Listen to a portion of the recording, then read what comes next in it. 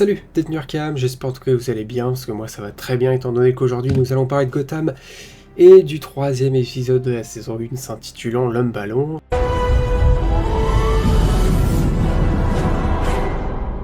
Un épisode que j'aime bien, voilà, mieux que le deuxième en tout cas. Un peu plus intéressant, un épisode qui a soulevé un peu plus de choses, notamment surtout la corruption à Gotham. On va voir vraiment à quel point les citoyens sont prêts à accepter presque tout pour sauver la ville du crime. J'ai envie de te dire, ils sont même prêts à voir un mec qui attache des gens à des ballons météo, pour ensuite voir ces gens s'écraser sur le bitume et mourir. Voilà.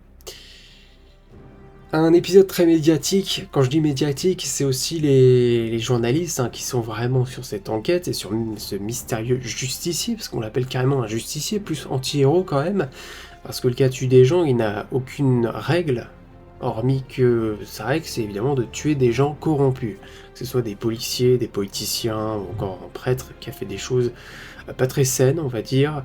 Voilà. C'est vrai que sur le moment, c'est cool, il débarrasse la ville de la criminalité, de tous les flics pourris, de tout ce qui traîne, mais en même temps, ce n'est pas la loi.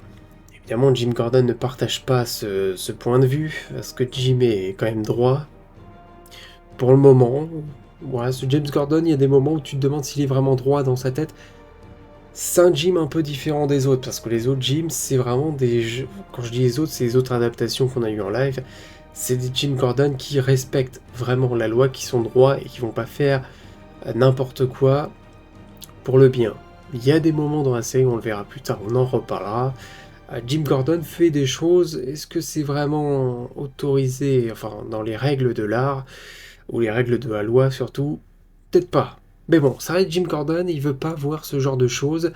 Bruce Wayne, évidemment, qui, on le sait, deviendra Batman, je vous apprends rien, ne partage pas du tout aussi les actes de ce type-là, même s'il veut débarrasser la corruption, ce n'est pas, évidemment, Batman, règle numéro 1, ne tue pas, donc Bruce Wayne n'a pas cette optique-là de le faire. Voilà, il lit les articles de journaux, il voit la télé, bon, c'est encore le jeune Bruce Wayne, évidemment, qui s'entraîne avec Alfred. J'adore ce petit moment, vraiment, encore une fois, le Alfred qui sait se battre, je dis encore un Shane Pertwee, mais je l'adore, cet Alfred. Voilà, ce petit moment sympa dans le manoir où ils font de l'escrime. Voilà, c'est Alfred qui a envie d'entraîner un peu Bruce d'une manière plutôt sympa, assez paternelle encore. Ces petits moments très sympas avec Bruce et Alfred. Toujours un plaisir de voir ça. Pas trop présent au début de la série, après ça arrivera un peu plus de plus en plus. Et donc cet homme ballon, au début, voilà, il a un masque de cochon, ça pourrait rappeler tout de suite Professeur Pig. Il est toujours masqué en fait, ce type. Et c'est vrai qu'on pourrait se dire, c'est peut-être quelqu'un qu'on connaît. Au final, on ne le connaît pas du tout. C'est juste un simple flic. Voilà. Un simple flic qui sait que la ville est corrompue et qui veut débarrasser toute cette ville. Voilà, comment je dirais, c'est pas vraiment un twist, quand t'apprends son identité, tu le connais pas, donc en même temps, t'en as absolument rien à foutre de ce perso. Au final, il va mourir, et les dernières paroles qu'il aura à Jim, c'est de lui dire que c'est sans importance de savoir quelle aurait été la prochaine victime, car en fait, c'est presque toute la ville, tout le système de Gotham qui est corrompu.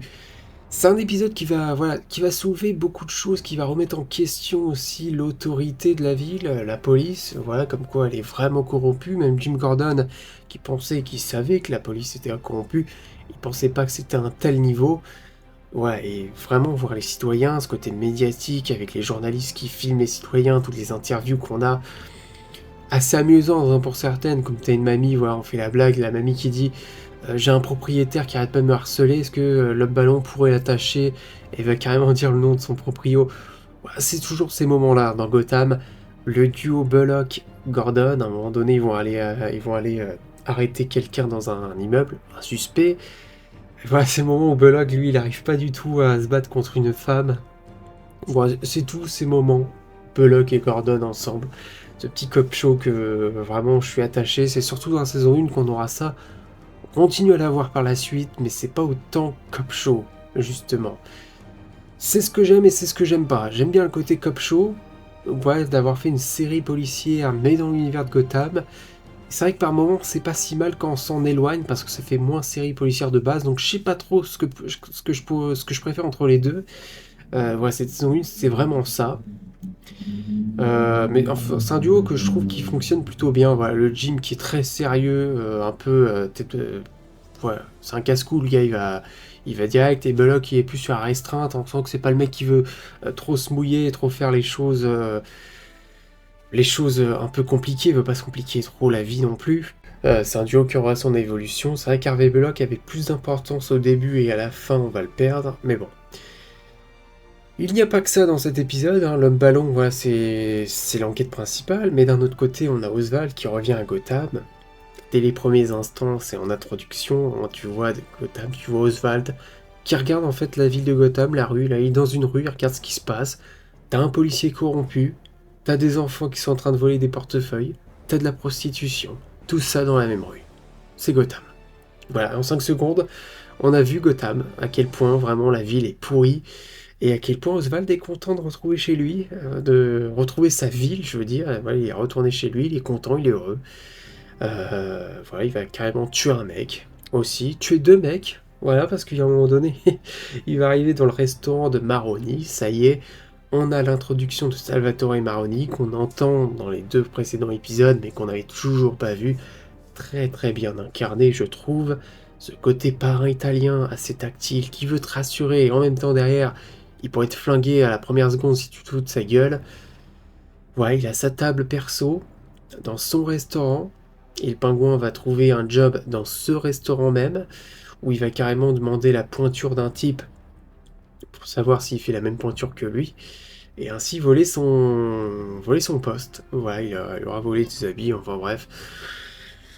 Un épisode fort sympathique, il y a aussi le petit moment avec Célina, bien sûr, parce qu'à la fin de l'épisode 2, Célina a dévoilé qu'elle avait vu le tueur, mais bon, ça ira pas plus loin encore.